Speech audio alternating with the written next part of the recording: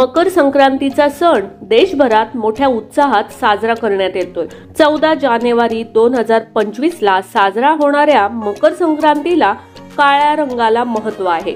यंदा मकर संक्रांतीला या रंगाची साडी आणि बांगड्या चुकूनही घालू नका। नमस्कार, मनभर पैठणीमध्ये तुमचं खूप खूप स्वागत आहे।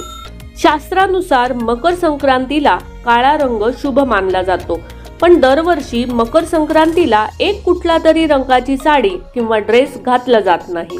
शास्त्रानुसार मकर संक्रांतीला देवी ज्या रंगाच्या साडीमध्ये विराजमान होते त्या रंगाची साडी संक्रांतीमध्ये नेसायची नसते।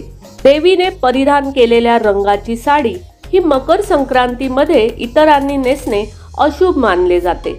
पण त्यापूर्वी यंदा काळ्या रंगाच्या साडीसह कोणत्या रंगाची साडी नेसणे शुभ मानले गेले आहे ते बघू।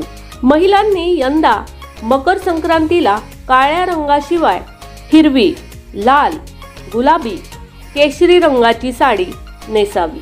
2025 मध्ये मकर संक्रांतीला यंदा देवी पिवळ्या रंगाची साडी परिधान करून येणार आहे, त्यामुळे यंदा पिवळ्या रंगाची साडी नेसायची नाही।